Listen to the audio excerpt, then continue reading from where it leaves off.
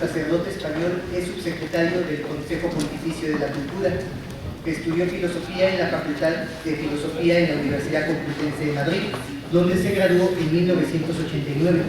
Posteriormente hizo estudios de teología en el Estudio Teológico San Ildefonso de Toledo y en la Pontificia Universidad Gregoriana de Roma, donde obtuvo la licenciatura en Teología Bíblica en 1996 y el doctorado en el 2006.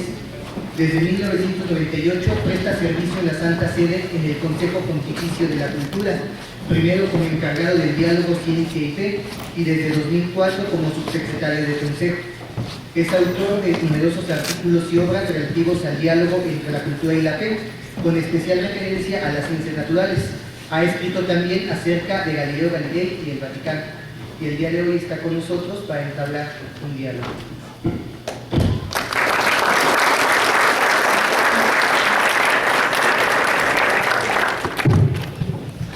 Les agradecemos su presencia a este coloquio con Monseñor. Él nos va a presentar algunas ideas que ha preparado para nosotros, para nuestra reflexión, y después tendremos un espacio de diálogo, de preguntas, de las inquietudes que nosotros como alumnos de esta universidad pues podamos tener para ir profundizando un poco también en nuestra tarea de evangelizar la cultura. Sin más preámbulo, le doy la palabra a Monseñor. Muchas gracias, muy buenos días a todos. Me da mucho gusto estar hablando en el seminario que me lleva a mis tiempos de seminario. Creo que fueron años muy dichosos y muy felices en un seminario viejo y destartalado en Toledo. Frío, no había calefacción como aquí, pero más frío. Un frío espantoso en invierno y un calor abrasador en verano. Y creo que han sido años felicísimos, años de crecimiento en la fe y en la vida en común, porque se liman mucho los ángulos que tenemos, los aspectos difíciles de la vida de comunidad, enseña mucho. Yo trabajo en el Consejo Pontificio de la Cultura, como leyeron ahora, que es un organismo de la Curia Romana del Vaticano, creado por Juan Pablo II, pero que recoge la herencia del Secretariado para los No Creyentes fundado por Pablo VI. Digamos que si el Consejo como tal fue creado por Juan Pablo II en 1982 y recién celebramos los 30 años de vida, en realidad la historia se remonta a Pablo VI y al concilio. Pablo VI publicó su primera encíclica del año 64, Ecclesiam Suam, que en realidad exponía su programa pastoral. Es la encíclica del diálogo, si alguno la ha leído. Y en ella habla del deseo que tiene la Iglesia de entrar en diálogo con el mundo, un coloquio de amor, abrazando a todos los hombres en una especie de círculos concéntricos de radio cada vez mayor.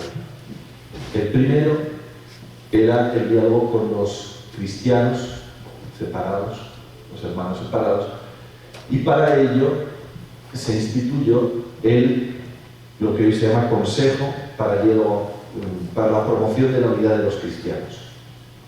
En segundo lugar, el segundo abrazo abarcaba a los creyentes de otras religiones, y de ahí vino el que se llama Consejo Pontificio para el Diálogo Interreligioso.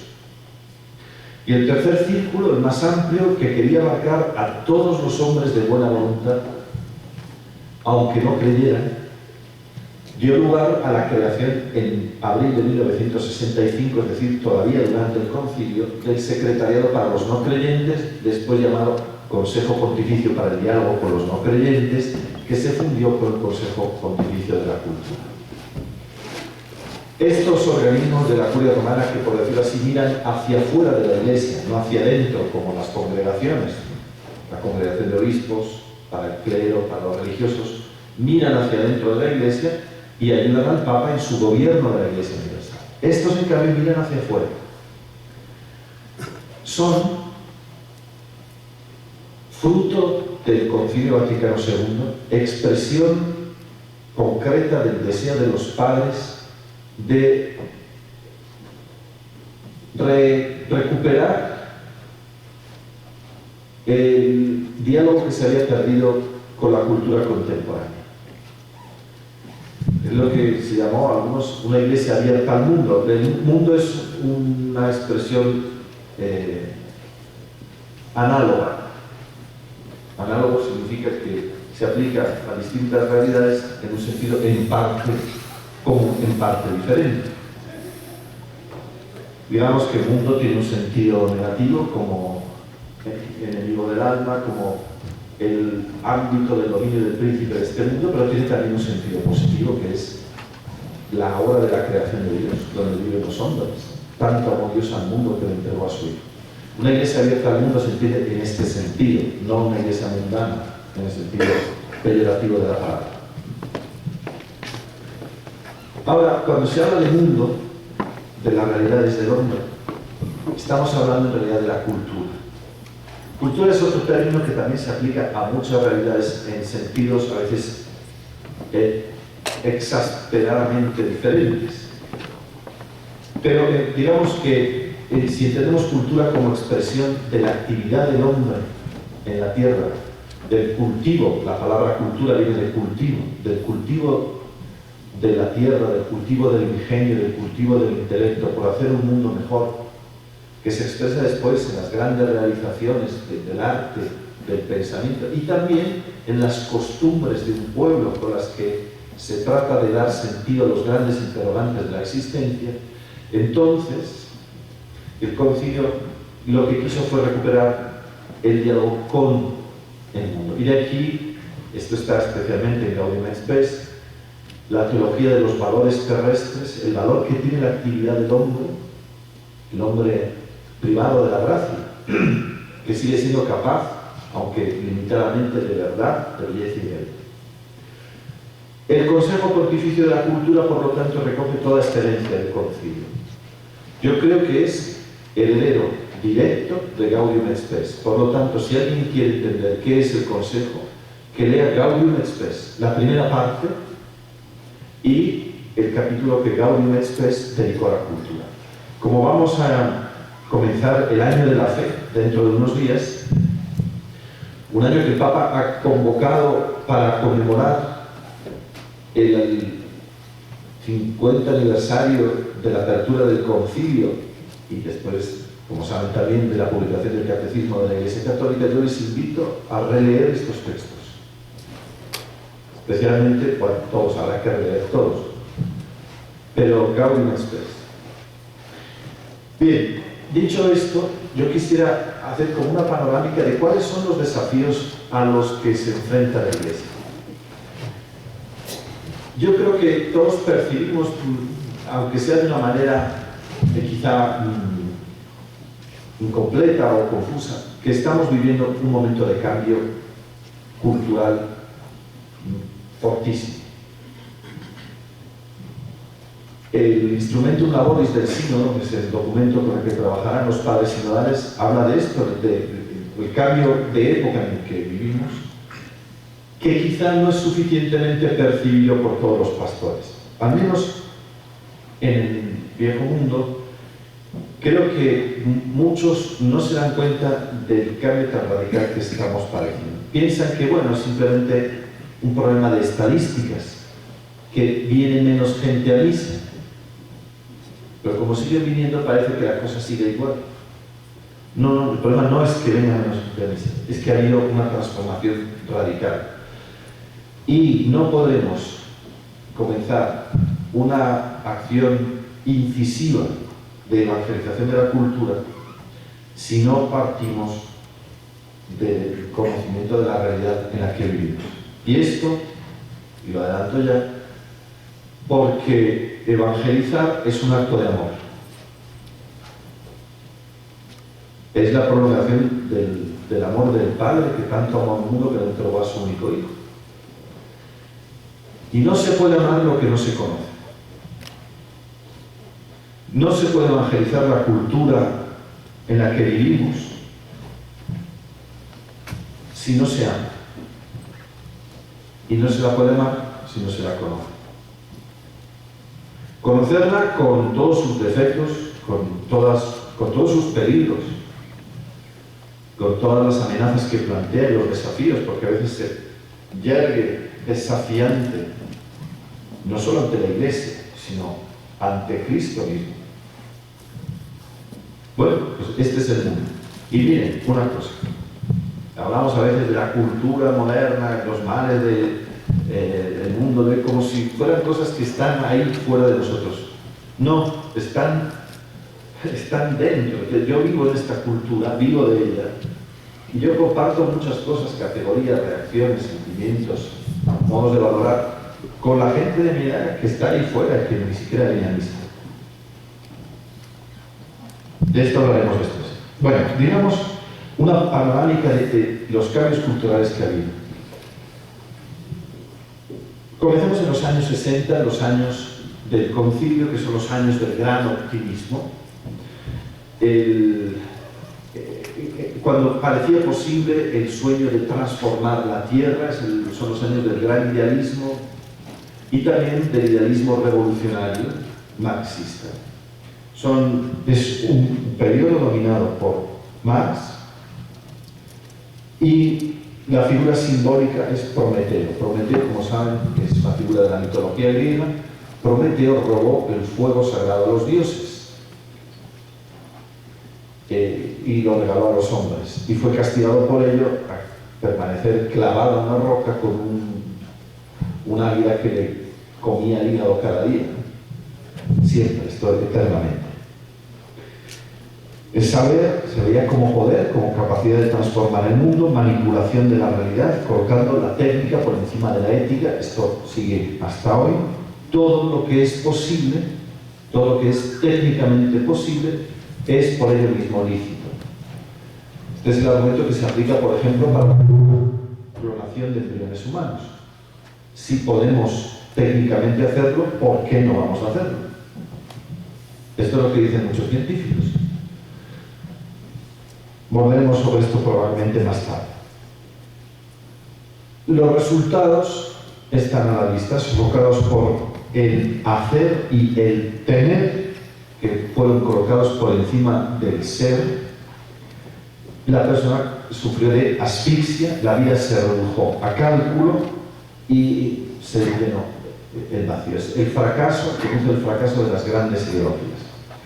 A partir de los años 60 comienza el pensamiento negativo que había profetizado Nietzsche y que podemos representar en la figura de Sísifo. Sísifo es otro personaje de la cultura griega, condenado también a subir a cuestas una enorme roca hasta la cima de una montaña, y al llegar allí la piedra se cae, se baja rodando y tiene que volver a subir. Y así siempre.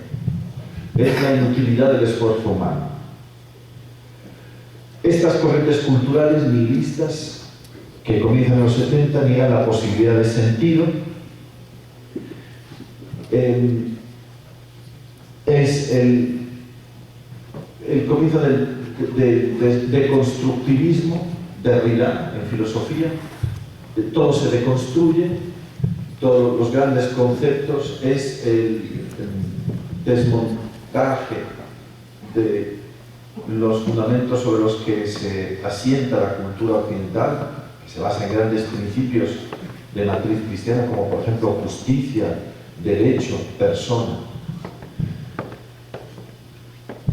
Y el nihilismo, que es la negación de la pregunta del sentido, ¿no? Nada tiene sentido, nada de lo que hacemos. A partir de los años de la década sucesiva, los años 80 y 90, entra una nueva fase.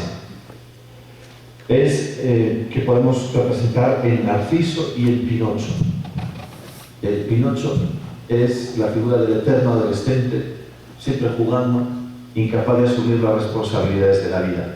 Narciso, enamorado de su imagen.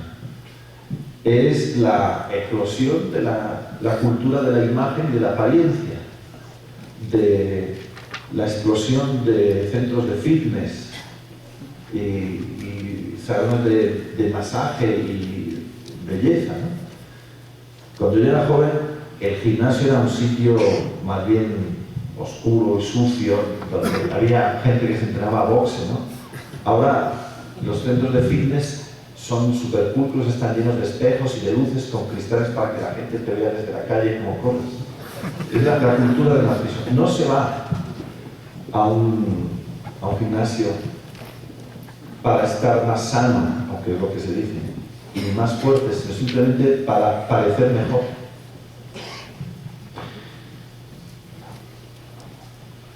A esto se añade una nueva etapa que podemos fechar en el 11 de septiembre de 2011, que es la irrupción del nuevo ateísmo. El impacto de los ataques suicidas contra las Torres Gemelas y los atentados que vinieron después han despertado una nueva forma de ateísmo muy agresiva y militante, representada por dos grandes autores de los que seguramente habrán oído hablar. Uno se llama Richard Dawkins, que es un biólogo evolucionista británico, y el otro es Christopher Hitchens. Dawkins dice que la gente es capaz de hacer cosas malas, pero para hacer algo verdaderamente perverso es necesaria la religión. Es decir, la religión es perversa, hace capaces a los hombres de cometer las mayores abominaciones. Este es el tipo de nuevo ateísmo que propagan Hitchens, Dawkins y muchos otros. La religión no solo es irracional, no solo es infantil, sino que es peligrosa. Es peligrosa. Con la caída de las grandes ideologías, el idealismo hegeliano, el marxismo, el positivismo, ¿qué queda? Queda un pensamiento débil, una enfermedad del espíritu, que se caracteriza por el interés por buscar el horizonte último, la renuncia a una visión orgánica de la vida, contentándose con pequeñas certezas que me basten para vivir al día.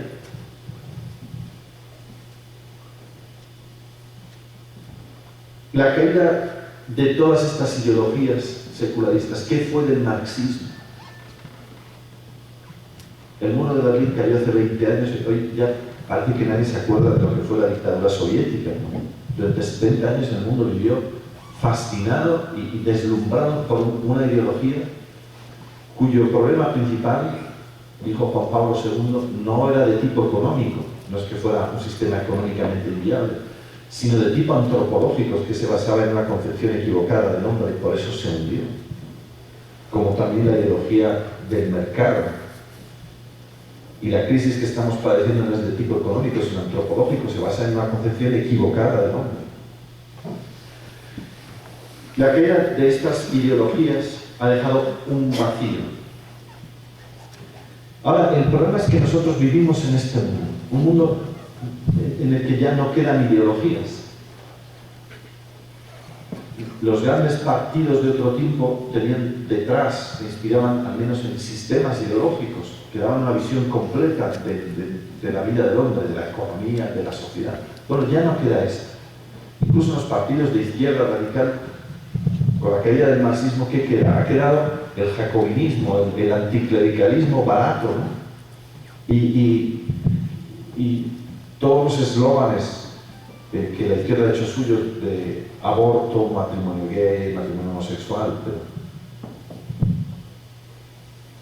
vivimos en el mundo de pensamiento débil, una sociedad que Sigmund Bauman ha llamado la sociedad líquida, sin contornos definidos. Ha publicado una serie de ensayos caracterizados por este adjetivo líquido, ¿no? Amor líquido, miedo líquido, la sociedad líquida. Ser propositivos en este ambiente en el que vivimos, para nosotros como cristianos, tener una voluntad de transformar la cultura, transpirar la frescura del anuncio cristiano, recurrir a a la imaginación, para buscar nuevos modos de evangelizar, pues es muy difícil y el desafío es grande. ¿Es posible vivir y comunicar la fe en este contexto cultural?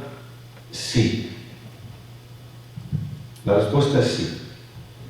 Y esto por un motivo. Porque el hombre de ayer, de hoy y de siempre, al final, es siempre el mismo.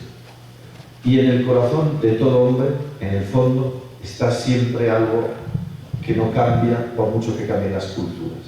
Uno de los pocos universales, que es el miedo a la muerte. El miedo a la muerte, el miedo a lo que viene después. Se expresa de distintas maneras. Y aunque aquí en México celebren dentro de unas semanas con la fiesta de los difuntos la muerte, pero en el fondo, en el corazón de cada uno sigue estando la angustia ante el desconocimiento. Y nosotros anunciamos a uno que ha vencido la muerte. Y eso se entiende en cualquier cultura de cualquier tiempo. No necesita inculturarse porque responde a la demanda última del corazón del hombre, que es el deseo de vivir, el deseo de felicidad, el deseo de vivir. Yo quiero vivir. Quiero vivir para siempre. Esto se expresa, a fin de cuentas, con el término felicidad. Y la felicidad implica la eternidad. Porque ya San Agustín decía que ser feliz durante un tiempo sabiendo que voy a dejar de serlo es peor que no haber conocido nunca la felicidad. Por eso el deseo de felicidad lleva aparejado el deseo de eternidad. Y eso está en el corazón del hombre. Y lo que anunciamos nosotros es la palabra de vida eterna, la palabra que salva y que da la vida. Bueno, por eso es posible responder a estos desafíos, digamos de entrada, sí. Sí, porque esto está siempre en el corazón de cada uno. La pregunta ¿es posible responder con una propuesta cultural? Esto ya es otra cosa. Y aquí es donde hace falta recurrir al ingenio de los grandes apóstoles que han buscado siempre caminos nuevos para evangelizar. Miren, cuando hablamos de evangelizar la cultura no se trata de volver para atrás. Nunca hay marcha atrás en la historia. Nunca se vuelve atrás. No podemos pensar que evangelizar la cultura signifique volver a los modelos de sociedad y modelos culturales que añoran. Es que antes en los pueblos la familia era así, la gente se respetaba, todos se querían, los hijos obedecían a los padres, antes era distinto, ahora en cambio... Bueno, miren, eso es una idealización. Es cierto que hay un cambio cultural brutal, pero no idealicemos el pasado y sobre todo evangelizar la cultura no significa volver para atrás. Se va siempre hacia adelante. Nos encontramos en la situación de los grandes misioneros. Yo pongo aquí el ejemplo de Matteo Ricci. Matteo Ricci es un jesuita, misionero jesuita italiano, enviado por sus superiores a la misión de Chile. Tienen que entrar en un mundo completamente desconocido, hostil al cristianismo. Y al principio, bueno, Matteo Ricci piensa que la manera de entrar en una sociedad tan cerrada como la China es, bueno, presentarse como monjes budistas, como bonzos, con túnica azafrán y todo. Y entran así. Hasta que alguien le dice, padre, no, así no les van a hacer ningún caso, porque aquí la gente no considera a los monjes budistas, los tiene como personas insignificantes. Matteo Ricci lo entiende y entonces decide presentarse como mandarín, es decir, como hombre de ciencias y hombre de letras. Y se viste como mandarín y se presenta así ante la corte del emperador. El modo de entrar en la corte imperial fue muy sencillo. Trajeron de regalo de parte del Papa un reloj que los chinos no conocían. Cuando el reloj se descompuso, como no sabían componerlo, lo llamaron. Y así fue como entró en la corte. ¿Qué hizo Matteo Ricci? Durante años estudiar la lengua china, las costumbres de los chinos, y operar un discernimiento cultural, ver qué valores había en aquella cultura que podían encajar con el Evangelio y qué valores había que purificar. Y fue así cuando se ganó la credibilidad y el prestigio de la corte, cuando empezó a hablar del Dios del cielo, que es el creador de todo. ¿Sí? Empezó lentamente hasta llegar al anuncio de Jesucristo. Tengo que decir también que en aquellos mismos años los misioneros franciscanos, que no tenían tanta preparación intelectual como los jesuitas, entraron con un modo de evangelización directo, con el crucifijo en la mano, hablando de Cristo crucificado. Y también hicieron conversiones. Y les parecía que los jesuitas, en fin, ocultaban un poco el misterio cristiano. Y esto mismo sucede hoy. Hay un camino de evangelización de la cultura que es arduo y que requiere mucho tiempo y a veces una presentación gradual del Evangelio. Y hay un camino directo. Bien, ahí está la prueba, las sectas. Y consiguen también adeptos. Lo que pasa es que nosotros queremos llegar a transformar el corazón de la cultura. Y eso requiere entrar en esta cultura. ¿Qué es lo que tiene que hacer el cristiano ante esto? Una lectura teológica y sapiencial de la historia. Una lectura teológica de la historia significa reconocer que también en esta cultura, que a veces es anticristiana, y en México no necesito recordar la hostilidad que hay a veces hacia la Iglesia en ambientes intelectuales, en ciertas universidades, pues significa reconocer que también aquí hay valores que permiten un anuncio del Evangelio, que están como esperando una plenitud. Lo que pasa es que son diferentes, o no son los que yo me esperaría. Un camino, naturalmente, para este anuncio del Evangelio es lo que el Papa Benedicto XVI ha dicho repetidamente, que es la búsqueda de la razón común.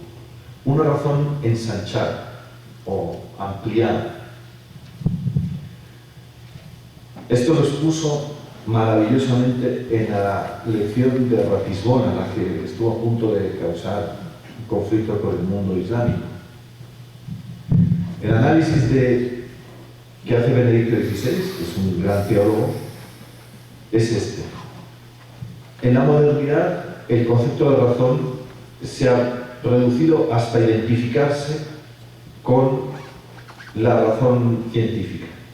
Se dice que es racional solamente lo que es susceptible de verificación empírica y de formulación matemática. Es decir, solo aquello que es científico es racional. Y este concepto está detrás ahí como trasfondo en series como por ejemplo CSI, que verán aquí también, me imagino, ¿no? CSI, Stoleniami o Florida, no, es la policía científica. ¿Y qué es científico? Lo que se puede verificar experimentalmente. Ahora, si yo reduzco la razón solamente a lo que es verificable empíricamente y puedo formular matemáticamente, esto es la ciencia moderna, dejo fuera de la razón toda una serie de ámbitos de la vida humana. Por ejemplo, la ética y la religión. La religión queda abandonada al sentimiento. La religión es una cosa mía, es un sentimiento que tengo yo. Y la ética, bueno, cada uno tiene la suya. Tú tienes tus ideas, yo tengo las mías. Tú tienes tu verdad, yo tengo mi verdad. Se dice en ética, ¿por qué me vas a querer imponer tú tus criterios? Ahora, si yo dejo la ética y la religión fuera del ámbito de la razón, así es imposible construir una comunidad humana. ¿Cómo sabemos entonces lo que es bueno y lo que es malo? Porque si es bueno tiene que ser para todos, y si es malo tiene que ser para todos. Queda al arbitrio de la propia conciencia, pero si es así, entonces no habría ningún motivo para decir que Hitler fue, o Stalin, un criminal perverso, o que los narcos son criminales perversos, porque quizá actúen según su conciencia. Y naturalmente dejar la religión fuera de la razón significa abandonarla al sentimentalismo y por lo tanto hacerla presa fácil del fundamentalismo. El fundamentalismo es la negación de la razón en la religión. Por eso el Papa habla de una razón ensanchada. Hay un uso de la razón que no es simplemente científico, hay otra forma de racionalidad. Por ejemplo, cuando un juez determina la culpabilidad de un criminal, lo hace basado sobre una argumentación racional, pero no científica, y sin embargo es racional. Y esto es porque el cristianismo es la religión del logos. Los primeros misioneros cristianos, cuando evangelizaron en Grecia, no presentaron a Cristo como el nuevo Apolo o el nuevo Mercurio, ni siquiera como Júpiter. Engancharon con la tradición filosófica y presentaron a Cristo como el logos, es decir, aquel que da razón del universo, que da sentido al universo. El cristianismo es la religión del logos. Por eso no es una pura cuestión de sentimentalismo y no es una simple cuestión privada. Hay una racionalidad en la fe. Y por eso San Pedro, en la primera carta, dice: estad siempre dispuestos a dar razón de la esperanza que hay en vosotros a quien os la pidiere, con dulzura y medida, no a martillazos. Por lo tanto, la búsqueda de una razón común. Ahora, el problema que tiene la búsqueda de la razón común es que cuando hablamos de razón y de verdad, estas dos palabras provocan inmediatamente rechazo por parte de nuestros oyentes. La palabra verdad a mucha gente le asusta, porque la experiencia nos recuerda que estas palabras han sido manipuladas desde el poder al servicio de la opresión y de la legitimación de regímenes tiránicos. El caso más flagrante, reciente, los menos jóvenes se acordarán. El diario soviético oficial se llamaba Pravda, que incluso quiere decir la verdad. La verdad, el diario llamado La Verdad, servía cotidianamente dosis de mentiras a todo el pueblo. La gente sabía que lo que decía el diario era mentira, eran las mentiras del régimen, pero el diario se llamaba La Verdad. Y como esto, tantas veces. Por eso, cuando hablamos de verdad, la gente se pone en guardia. Hay que recordar que Cristo, que ha dicho de sí mismo: yo soy la verdad, que se ha identificado con la verdad, que en el lenguaje bíblico de San Juan sabemos que es la plenitud de la revelación, es el mismo que se ha identificado con los pequeños, con los pobres, con los perseguidos. Es decir, cuando hablamos de verdad, hablamos de uno que se ha dejado maltratar hasta la muerte. Donoso Cortés, un gran político español del siglo XIX, en una sesión memorable del Congreso, respondió a un diputado socialista que dijo una tontería que se suele decir mucho: Cristo fue el primer revolucionario, ¿no? Cristo fue el primer comunista, etc. Le dijo: sí, es el primer revolucionario, pero su revolución no ha derramado más sangre que la propia, porque todas las revoluciones nacen con un baño de sangre ajena. Y la revolución de Cristo ha traído un baño de sangre propio, la sangre que nos dio. Bueno, esto para decir las dificultades a las que nos enfrentamos cuando hablamos de verdad y que podemos comprobar haciendo un simple ejercicio. Si en un grupo de jóvenes, en una reunión de jóvenes, les preguntamos: ¿ustedes creen que el cristianismo es la religión verdadera? Muchos de ellos probablemente no aceptarían ni siquiera la pregunta. ¿Cómo se puede decir que una religión es verdadera y las otras no? ¿Por qué una religión es mejor que otra? Cada uno tiene su religión y todas son buenas. Y este es el problema, la desconfianza hacia quien utiliza palabras fuertes como razón o verdad. Esto es porque vivimos en la cultura de lo inmediato, de lo espontáneo, de lo fragmentario y, sin embargo, fuertemente emotivo. La alergia a estas palabras fuertes como verdad y razón es parte digamos, del ambiente espiritual de nuestro tiempo. Y lo vemos sin embargo, hay una especie de exaltación de la emotividad. Esto en Italia se ha visto muchas veces, imagino que aquí será también, cuando ha muerto algún joven de una manera especialmente dramática, en un asesinato, en un accidente, hay una respuesta desbordante de los jóvenes, ¿no? Lo viven con una emoción y una pasión tremenda. Bueno, esto es porque las emociones están muy vivas.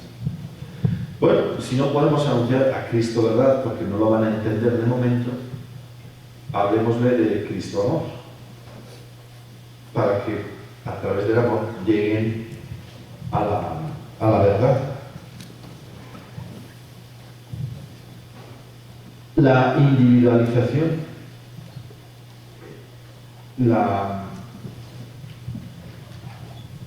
es otro de los rasgos que vemos. Un presidente de gobierno español recientemente, en un congreso de las juventudes socialistas, se permitió retorcer la frase de Jesús en el Evangelio y dijo: no es la verdad la que os hará libres, es la libertad la que os hará verdaderos. Yo creo que no sabía ni siquiera lo que decía, porque leyó un texto que le había preparado otro. Pero esta frase tiene una enorme carga destructiva, porque es lo que piensan muchos. Jesús dice la verdad, los hará libres. Este pensamiento débil que ha hecho del individuo y de su autoconstrucción el criterio único de todo, dice no, es la libertad la que te hace auténtico.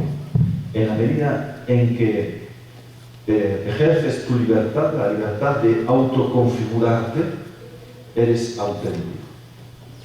La libertad de tunearte. No sé si aquí lo dicen también, ¿no? Los carros tuneados son modificados, todo es tuneado. Bueno, el cuerpo también es tuneado. Yo me tuneo y entonces me pongo tatuajes y piercing y pelos y en la medida en que lo hago soy más auténtico. Es la expresión radical del individualismo. ¿Cómo hablar a uno que vive en ese ambiente, que tiene asimilados esos criterios, hablarle de una norma moral objetiva que le da a otro? ¿Cómo hablarle de algo que, como es la pertenencia a un cuerpo? Bueno, esto es algo, sin embargo, también tenemos caminos para llegar aquí. Podemos recuperar toda la tradición espiritual que viene de San Agustín, del maestro interior. San Agustín, como saben, en aquella frase que a lo mejor han estudiado en latín, dice: noli foras ire, no vayas afuera, in te ipsum redde, vuelve hacia dentro de ti mismo, in interiore hominis habitat veritas, la verdad la encuentras en ti mismo. Y esto es una cosa que suena muy bien a nuestra gente, que se sienten enormemente atraídos por el budismo, por prácticas de meditación, de zen. Desde la cantidad de gente de un cierto estatus atraídas por yoga, por meditación zen. Yo conozco una señora de la parroquia que tiene su lama y con el lama va a hacer meditación. Dice: vengo de hacer meditación. Digo: no, tú no haces meditación. Tú haces una especie, en el mejor de los casos, de gimnasia. Eso no es oración. Pero esto tiene un atractivo enorme. Bien, en lugar de decirles: no, tú tienes que hacer oración, rosario, liturgia de las horas, porque no lo van a entender. Hablemosle del maestro interior, del Espíritu Santo como maestro interior. Explotemos toda la vena mística, que parece que es una cosa que se estudia en teología espiritual y es para algunos. La llamada a la mística es la llamada para todo bautizado, es la plenitud de la vida cristiana. Bueno, yo me voy a detener aquí. Lo que quiero decir es esto, miren, vivimos en esta cultura, es la que es inútil lamentarse y soñar con los tiempos pasados, porque el tiempo de mis abuelos era diferente, bueno, el tiempo de los abuelos era diferente, pero ahora es así, y este es el mundo al que van a ir. Y como hay muchos seminaristas que serán futuros pastores, si Dios quiere, no piensen, bueno, yo estaré en un ranchito y ahí la gente sigue siendo buena y sigue viniendo a misa, le traen al cura, le traen cositas. No, porque en un ranchito pobrísimo tienen una antena parabólica de 2 metros y están bebiendo continuamente telenovelas y series americanas y realities y programas basura y el Gran Hermano y serán famosos. ¿Qué van a hacer ustedes con una homilía de 10 minutos los domingos contra toda esa catequesis? No, así no hay quien luche. No piensen que por estar en un pueblito, en mi diócesis, son pueblecitos muy pequeños, a veces de 400 habitantes, ¿no? y ancianos. Pensamos, no, a los viejos de mi pueblo estas cosas no les van. ¿Cómo que no les van? Se lo están viendo todos los días en la televisión. Estas cosas que parecían impensables, pues también se dan. Que se juntan, se separan, se casan, se juntan 2, él y ella, él y él, ella y cosas que parecían impensables. Bueno, eso está ahí. Y este es el mundo que nos toca evangelizar.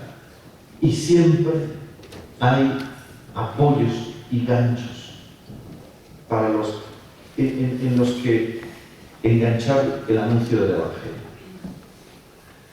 Sabiendo que la palabra de Dios, cuando entra en el corazón de la cultura, hace lo mismo que cuando entra en el corazón del hombre, análogamente, ¿no? Entra hasta dentro, hasta la juntura de los huesos, como dice la carta de los Hebreos, para sanar y purificar,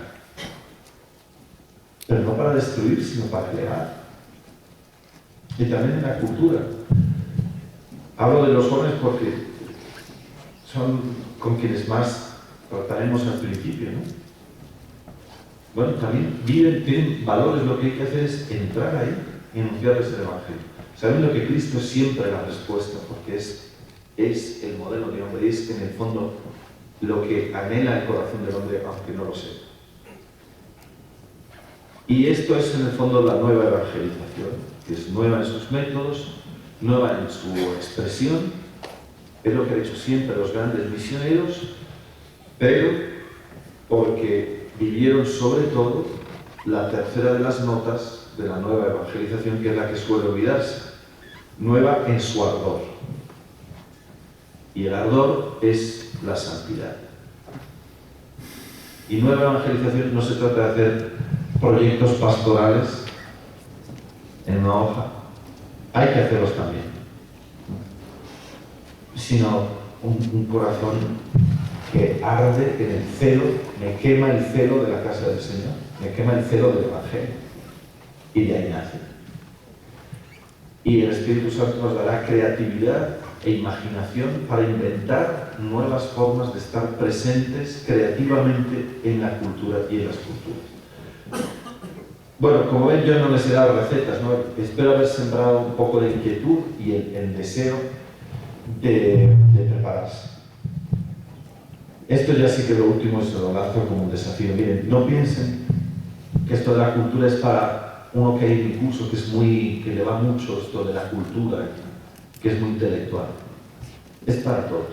No todos podemos ser expertos de todo. Pero en todas las parroquias donde van a ir tendrán profesionistas y gente con estudios, ¿no?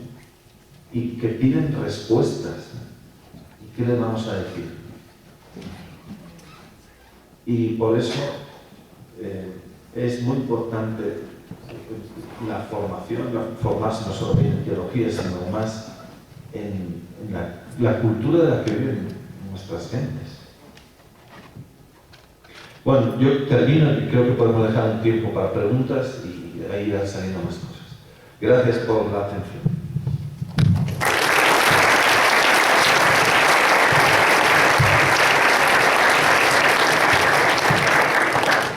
Vamos a proseguir a la sesión de preguntas. Si gustan levantar la mano, Isaac les acercará el micrófono para que puedan ser escuchados por todos.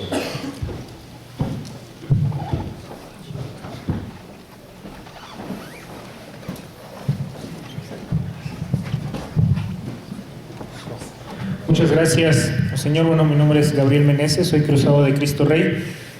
Y bueno, dentro del mundo universitario, pues he podido percibir como cada vez hay mucha más presencia de gente que se dice atea por distintas razones, pero de todos modos como que en muchos de ellos se encuentra uno esa inquietud, todavía esa búsqueda.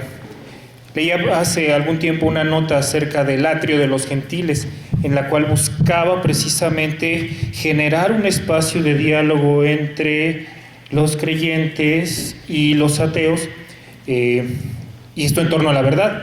Pero una nota que me llamó mucho la atención es que decía que había distintos tipos de ateísmo, que no puedes, como decirlo así, enfrentarte de la misma forma a todos. Hay quien es el ateo intelectual, quien es el ateo por moda, quien es el ateo por flojera o muchas otras cuestiones. Mi pregunta, bueno, son dos. ¿Cuál es el ateísmo más difícil de abordar, con el que está más cerrado al diálogo? Y en contraparte, ¿cuál sería el más accesible? Y segundo, dentro de este mundo universitario, ¿qué nos podría sugerir precisamente pues para empezar a hacer una labor con, bueno, quizás en algunos lados con personas que se dicen ateos? ¿Cómo podría haber un primer paso, un primer acercamiento?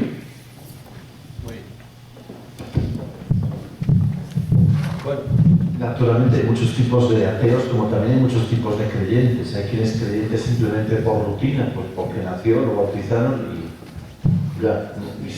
y ahí siguió, ¿no? Hay desde ese nivel católicos distraídos, católicos flojos, católicos comprometidos, como se decía un tiempo, militantes, hay apóstoles, hay santos. Tenemos la gama completa. Es decir, una cosa que quizá estamos empezando a descubrir es que un cristiano es ante todo un discípulo, y eso es el tema de aparecida. Por lo tanto, si el discípulo es misionero. Y un discípulo es uno que siempre está perdiendo, siempre está en camino. No es que por haber recibido el bautismo, haber hecho la catequesis, ahora me dieron ya el certificado de católico y por eso ya tiene para vivir toda la vida. ¿No? Siempre es un discípulo. Y por lo tanto siempre está en búsqueda. Por lo mismo, hay muchos tipos de ateos, porque en realidad no hay un ateísmo, hay ateos. Y cada uno cree o no cree por motivos diferentes. El atrio de los gentiles, cuando que pusimos en marcha para responder a la invitación del Papa, trata de conectar con aquellas personas que no creen, pero no son simplemente no creyentes, no tienen dificultades para creer en un Dios personal que se ocupa concretamente de mí y del mundo. Y sin embargo, no quieren permanecer simplemente sin Dios, ¿no? De alguna manera buscan, y por eso viene inmediatamente a la memoria el Dios desconocido del que habló San Pablo en Atenas, ¿no? Gente que va buscando como atentones. No saben a lo mejor ni siquiera qué es lo que están buscando.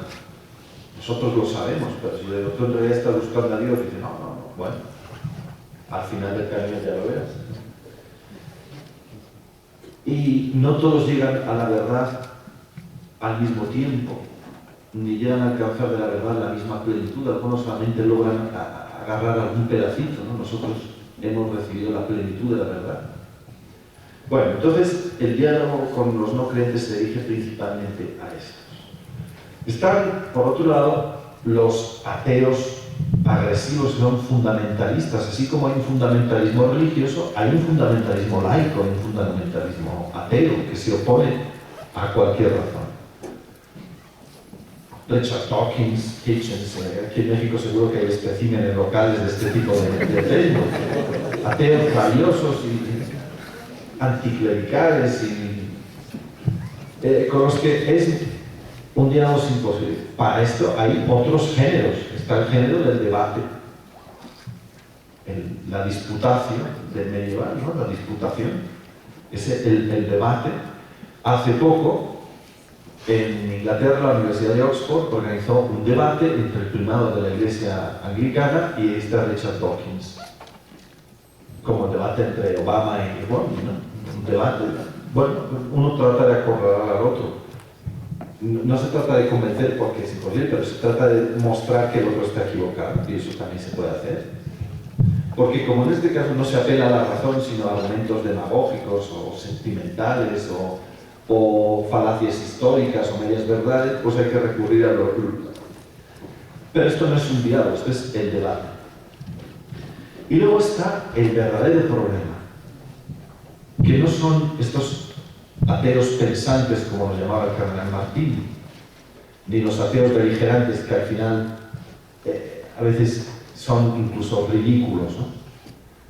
El verdadero problema es esta gran masa de gente que es atea, pues no saben ni siquiera por qué. No es que sean ateos, es que viven como si Dios no existiera. Y te lo dicen, bueno, yo es que no sé si creo en Dios o no, pero no importa, ¿no? O sea, no cambia mi vida. Que haya un Dios o que no haya un Dios no cambia mi vida. No me interesa. No es un problema que me preocupe.